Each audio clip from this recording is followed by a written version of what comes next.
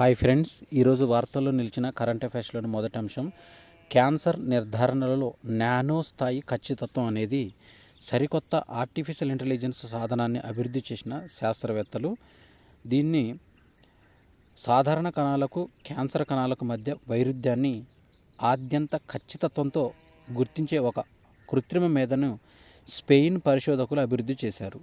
అలాగే కణాల్లో తలెత్తిన వైరల్ ఇన్ఫెక్షన్ను చాలా ఆరంభ స్థాయిలోనే ఇది పసిగట్టగలదు. యువతి ప్రాణాలు కాపాడిన ఆర్టిఫిషియల్ ఇంటెలిజెన్స్. రోజువారీ జీవితంలో ఈ ఆర్టిఫిషియల్ ఇంటెలిజెన్స్ అనేది భాగమైపోతుంది. ఉత్తరప్రదేశ్లో ఆత్మహత్యకు యత్నించిన ఓ యువతి ప్రాణాలను కాపాడింది. లక్నోలో సమీపంలో ఓ గ్రామానికి చెందిన యువతి పొరుగు గ్రామానికి చెందిన యువకుడిని ప్రేమించి 4 నెలల క్రితం ఇద్దరు రహస్యంగా వివాహం చేసుకున్నారు. ఆ తర్వాత వీరి వివాహం చట్టపరంగా చెల్లుబాటు కాకపోవడంతో వివాదాలు తలెత్తాయి. దీంతో ఆమెను విడిచి యువకుడు వెళ్ళిపోయాడు. భర్త వదిలేశాడని ఆ యువతి తీవ్ర మానసిక ఒత్తిడికి లోనైంది. చివరికి ఆత్మహత్య చేసుకోవాలని నిర్ణయించుకుంది.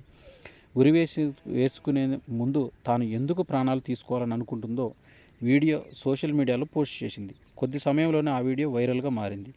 ఈ క్రమంలో దీని గురించి డీజీపీ కార్యాలయానికి మెటా ఏఐ అలర్ట్ జారీ చేసింది. దీంతో పోలీసులు అప్రమత్తమయ్యారు. నిమిషాల వ్యవధిలోనే ఆ గ్రామానికి చేరుకుని యువతి ప్రాణాలను కాపాడారు.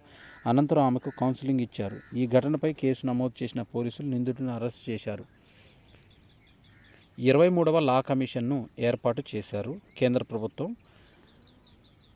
3 ఏళ్ల పాటు కొనసాగే ఈ కమిషన్ సుప్రీంకోర్టు ప్రస్తుత న్యాయమూర్తి చైర్పర్సన్గా, హైకోర్టు ప్రస్తుత న్యాయమూర్తులు సభ్యులుగా ఉంటారు.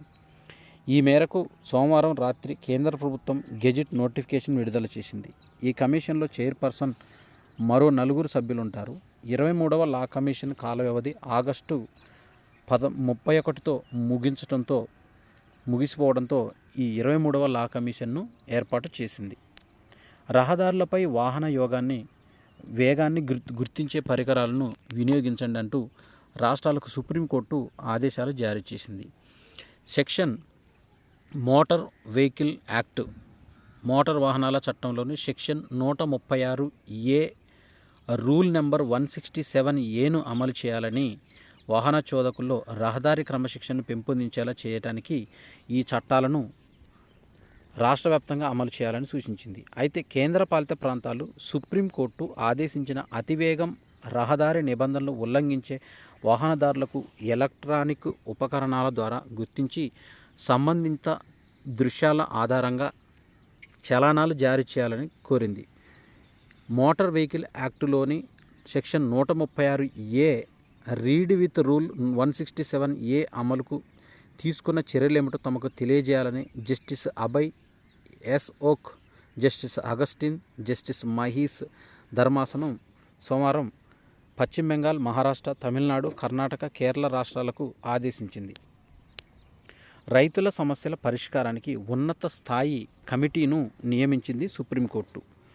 దీంట్లో 5 సభ్యుల కమిటీకి పంజాబ్, హర్యానా హైకోర్టు మాజీ న్యాయమూర్తి జస్టిస్ నవాబ్ సింగ్ చైర్పర్సన్గా వ్యవహరించనున్నారు.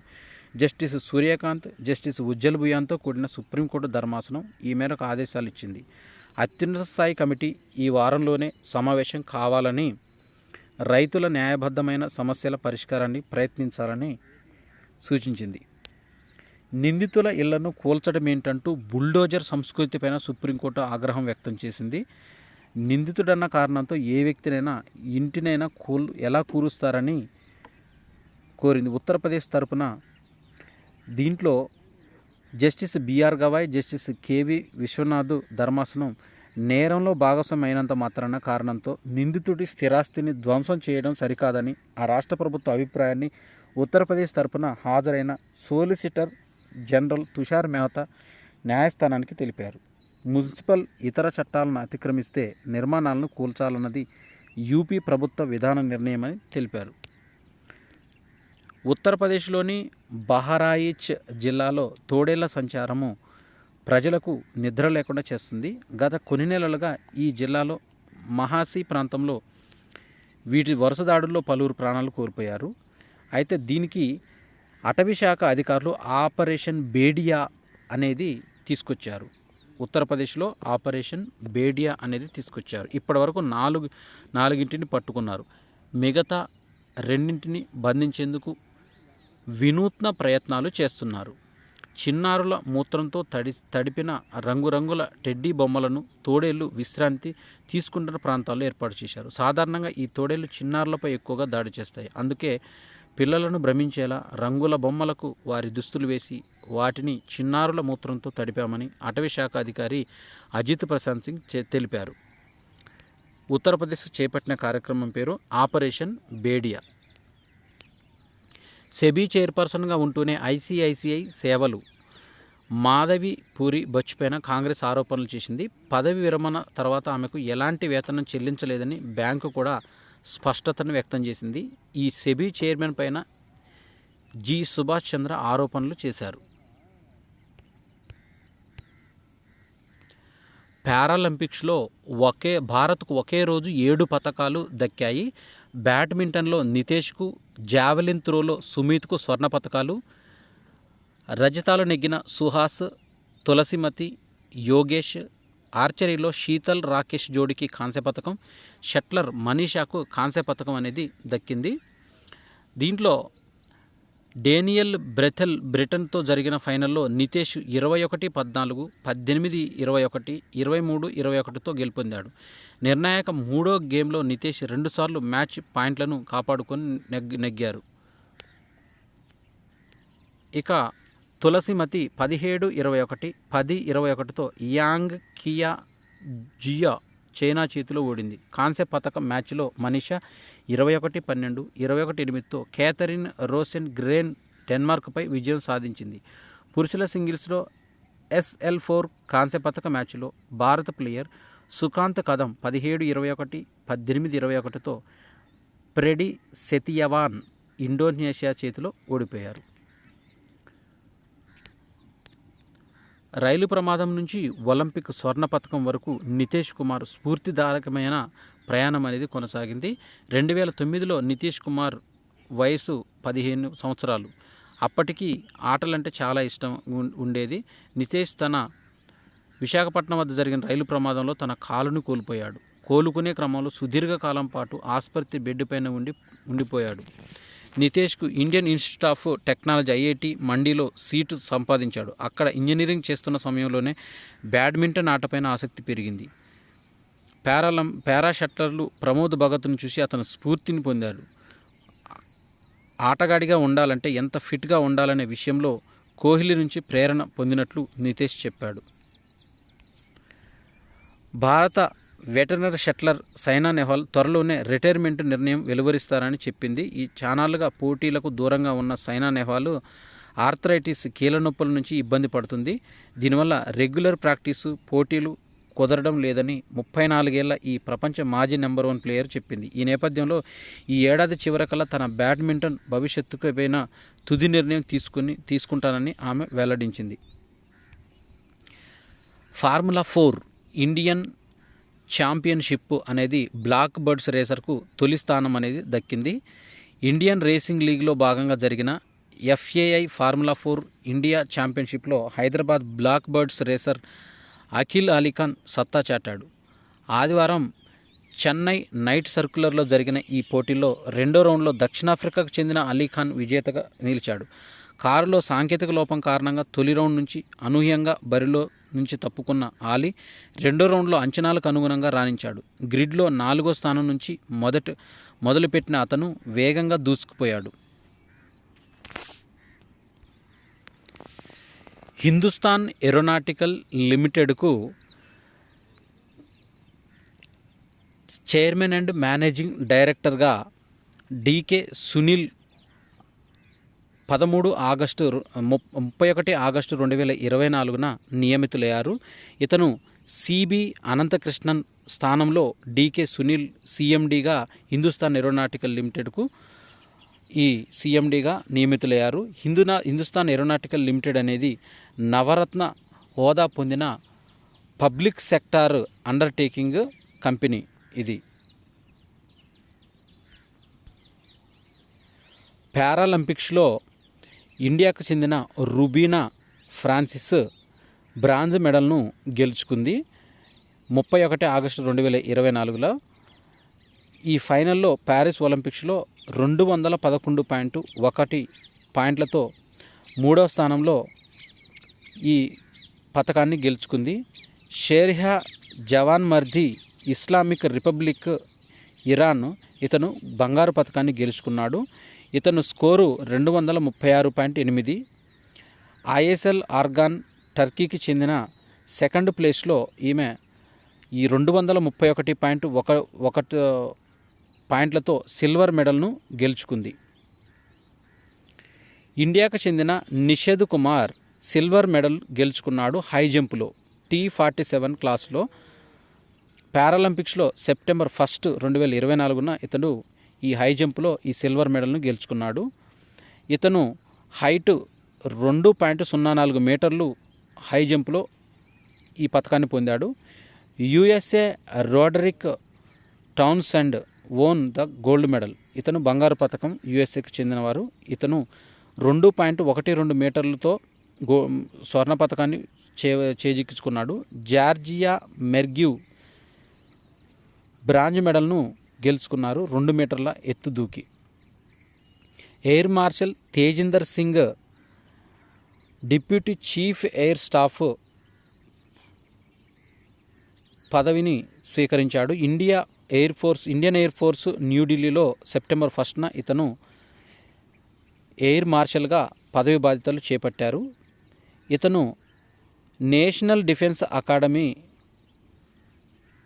నుంచి గత కమిషనర్గా ఫైట్ స్ట్రీమ్ను ఇండియన్ ఎయిర్ ఫోర్స్లో నడిపాడు 13 జూన్ 1987 నుంచి. కరెంట్ అఫైర్స్కి సంబంధించి కొన్ని మాదిరి ప్రశ్నలు. 2024 మార్చిలో తన 90వ ఏట మరణించిన డేనియల్ కాహ్నెమాన్ ఎప్పుడు నోబెల్ ఆర్థిక శాస్త్ర పురస్కారాన్ని గెలుచుకున్నారంటే 2002లో. ఇండియా టీబీ రిపోర్టు 2024 ప్రకారం 2023లో భారత్ 25.55 లక్షల టీబీ కేసులు అనేవి నమోదయ్యాయి. భారత హోం వ్యవహారాల మంత్రిత్వ శాఖ అరుణాచల్ ప్రదేశ్, నాగాలాండ్ రాష్ట్రాల్లోని కొన్ని జిల్లాల్లో సాయుధ దళాల ప్రత్యేక అధికార చట్టాన్ని AFSPA 2024 ఏప్రిల్ 1 నుంచి మరో 6 నెలలు పొడిగించింది. 2024 మార్చి 28న హిందుస్థాన్ ఏరోనాటికల్ లిమిటెడ్ స్వదేశీ తేలికపాటి యుద్ధ విమానం Tejas mark 1A fighter jet మొదటి ప్రయాణాన్ని బెంగుళూరు నగరంలో విజయవంతంగా నిర్వహించారు. ఎముకలు, శరీరంలోని ఇతర భాగాల్లో అభివృద్ధి చెందే అరుదైన రకం రక్త క్యాన్సర్ గురించి అవగాహన కల్పించడానికి ఏటా మార్చి నెలలో మల్టిపుల్ మైలోమా అవేర్నెస్ కార్యక్రమాన్ని నిర్వహిస్తారు. 2024 మార్చిలో విశాఖపట్నం, కాకినాడల్లో నిర్వహించిన టైగర్ ట్రయంఫ్ 2024 సంయుక్త సైనిక విన్యాసాల్లో భారత్, అమెరికా దేశానికి చెందిన త్రివిధ దళాలు అనేవి ఈ టైగర్ ట్రయంఫ్ 2024 విశాఖపట్నంలో, కాకినాడలో నిర్వహించిన వీటిలో భారత్, అమెరికాలు పాల్గొన్నాయి. త్రివిధ దళాలు అంటే ఆర్మీ, నేవీ, ఎయిర్ ఫోర్స్ ఈ 3 పాల్గొన్నాయి. స్వలింగ వివాహాలను చట్టబద్ధం చేసిన 3వ ఆసియా దేశంగా థాయిలాండ్ 2024 మార్చిలో వార్తల్లో నిలిచింది. భారత్లో అతిపెద్ద పాల ఉత్పత్తుల బ్రాండు అమూల్ తొలిసారిగా ఇటీవల అమెరికా దేశ మార్కెట్లో 4 తాజా పాల వేరియంట్లను విడుదల చేసింది.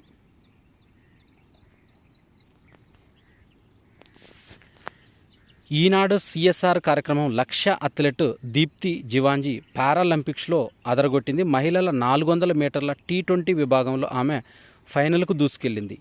55.45 సెకండ్ల లక్ష్యాన్ని చేరుకున్న దీప్తి తన హీట్స్లో అగ్రస్థానంలో నిలవటం విశేషం. ఫైనల్లో మంగళవారం రాత్రి 10:38 జరుగుతుంది. తుది పోర్లో దీప్తి ఫేవరెట్ బరిలో దిగనుంది. ప్రస్తుతం ప్రపంచ రికార్డు 55.07 సెకండ్లు ఆమె పేరిటే ఉండడం విశేషం. నేటి నుంచి ఇంటర్ కాంటినెంటల్ కప్ తొలి మ్యాచ్ అనేది భారత్కు మారిషస్ జట్ల మధ్య జరుగుతుంది. గచ్చిబౌలి స్టేడియంలో రాత్రి 7:30 ఈసారి ఈ మ్యాచ్లకు Gachibowli GMC Balayogi athletic stadium ఆతిథ్యమిస్తుంది. ఆధునీకరించిన సీట్లు, డ్రెస్సింగ్ గదులు తదితర వసతులతో ఈ స్టేడియం కొత్తగా ముస్తాబైంది.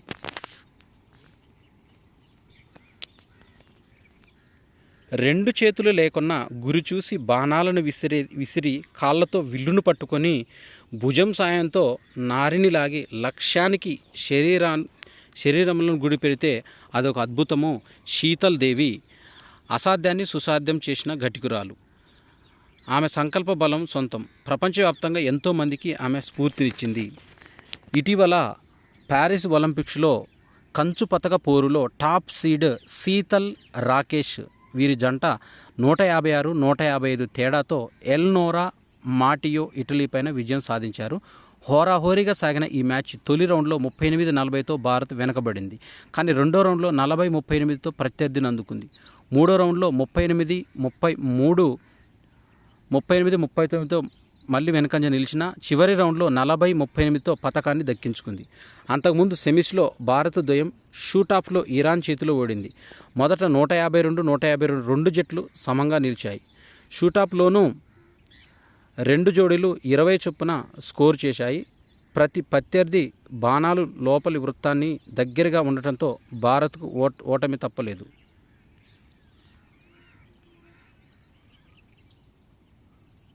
ప్యారిస్ పారాలింపిక్స్లో నితేష్ కుమార్కు పసిడి పథకం అనేది దక్కింది. ఐఐటిలో చదువుతూ ఆటల్లో ఛాంపియన్గా నిలిచాడు. ఒకే రోజు యోగేష్కు, సుహాస్కు, మనీషాకు మొత్తం 4 పథకాలు అనేవి దక్కాయి. సుమిత్ మళ్ళీ స్వర్ణ పథకం చేజిక్కించుకున్నాడు. 70.59 మీటర్లతో అగ్రస్థానంలో నిలిచాడు. ఇవి సెప్టెంబర్ 3, 2024కు సంబంధించిన కరెంట్ అఫైర్స్. ఈ వీడియోలో చర్చించిన ఇంపార్టెంట్ పేపర్ కటింగ్స్ అనేవి వీడియో లింక్తో కమ్యూనిటీలో పోస్ట్ చేస్తాను. అక్కడ చదువుకోవడానికి చాలా సులభంగా ఉంటుంది. ఈ వీడియో నచ్చినట్టయితే లైక్ చేయండి, షేర్ చేయండి, కామెంట్ చేయండి. నా ఛానల్ సబ్స్క్రైబ్ చేసుకోవడం ద్వారా నేను చేసే వీడియోస్ అన్నీ కూడా మీకు నోటిఫికేషన్ రూపంలో వెలువడతాయి. Thanks for watching.